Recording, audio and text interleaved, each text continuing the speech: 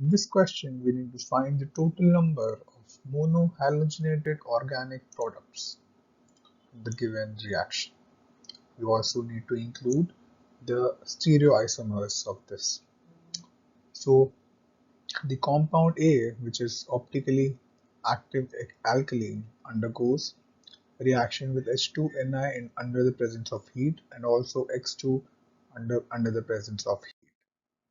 So we can see here, when this compound goes under the presence of H2 and Ni with the presence of heat, we get this specific compound.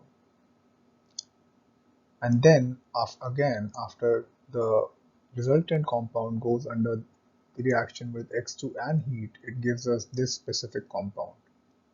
And we can see with the final product that the total number of organic products possible is 8. Therefore, the answer is 8.